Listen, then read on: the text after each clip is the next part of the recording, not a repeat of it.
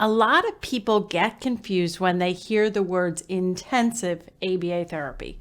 I get questions all the time about how many hours kids should be getting with a BCBA and with a therapist. So today I want to give you some of my thoughts on what intensive ABA therapy entails and what you should be expecting for your child or clients.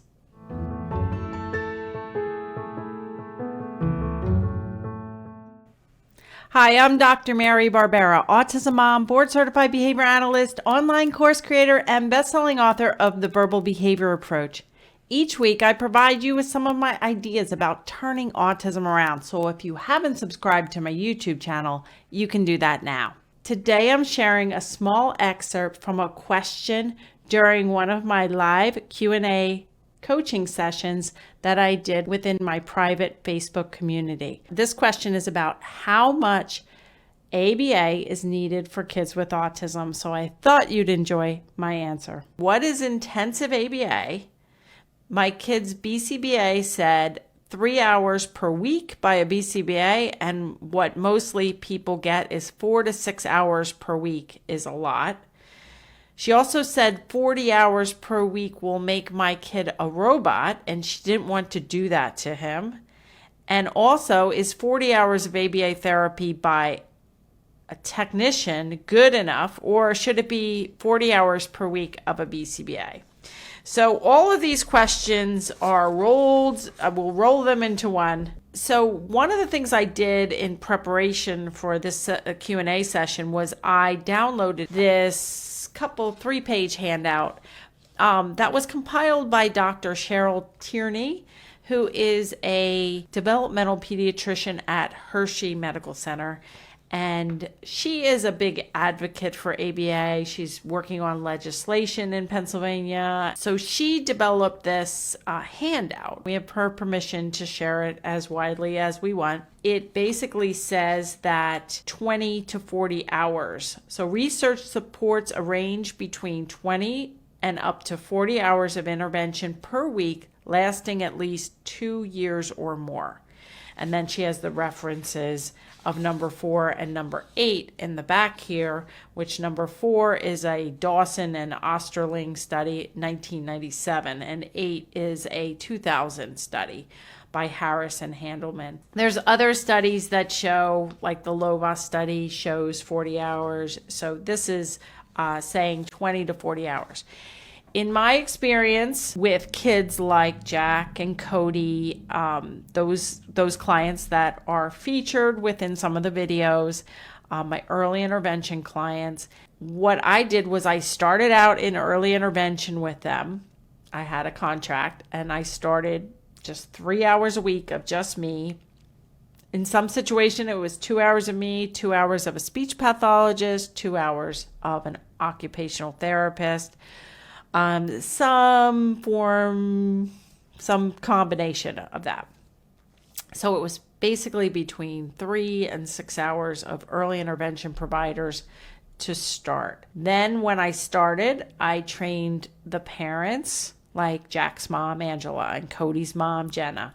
I trained mostly moms, but there were a few dads that were stay-at-home dads. I trained the dads. I trained them to do the intervention daily. 15 minutes a day was kind of the goal, and then we would expand that to up to an hour or more per session. And at the same time, I was working with the families to get them to have insurance or medical assistance in Pennsylvania pay for more intensive therapy. Most of the kids, like Jack and Cody, got 20 hours a week. Some of the kids got 30 hours a week, like Kurt, I think I remember getting 30 hours a week. A child that had major head banging with an open wound on his head that I don't have video permission for, that I saw years ago as one of my first clients. He got 30 or more hours a week, but he had, a substantial opening on his wound on his head. I think 20 to 40 hours, especially with you, the parents. I know we have some early intervention professionals here. If you can get the parent to be doing basically taking these techniques and working on bath time and bedtime and going to the grocery store and incorporating all these errorless teaching strategies and pairing up and positive reinforcement.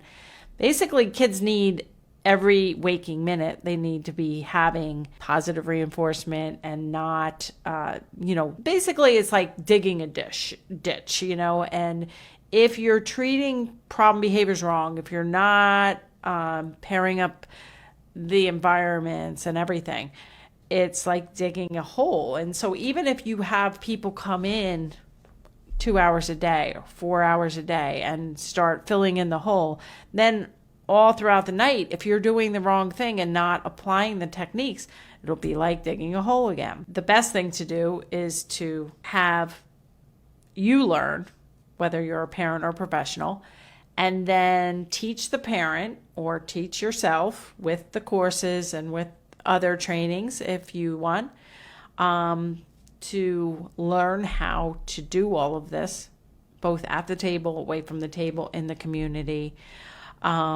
becoming the captain of the ship for the parent, usually the mom. Okay, so will 40 hours per week make my kid into a robot? No, not the kind of ABA that I promote. If you're getting rote responding and robotic language, that is not what my type of ABA and verbal behavior approach does. It's very much based on their assessment, very slow moving, pairing up. It should look very natural, but be very structured at the same time. 3 hours a week of a BCBA might be enough to oversee the 20 hours a week of a therapist. So no one I know ever has gotten 40 hours of ABA therapy by a BCBA. That would be extremely expensive. You would have to be a multi-millionaire who would be able to afford that. It is very expensive. So that's why the BCBA now has an RBT credential, which is a registered behavior technician. You can train anyone to be that technician, the parent, a 14-year-old babysitter. You can, a volunteer from church. It doesn't have to be somebody highly qualified. And in fact, if they come highly qualified with a different flavor of ABA and they are very strict and keeping the demand on and having the kids scream, it's going to just undo a lot of the work that I'm teaching you here. I hope you enjoyed this short snippet. Wherever you're watching this, I'd love it if you would leave me a comment, give me a thumbs up, share this video with others who may benefit. And for more information, you can attend a free online workshop at marybarbera.com/workshop. And I'll see you right here next week.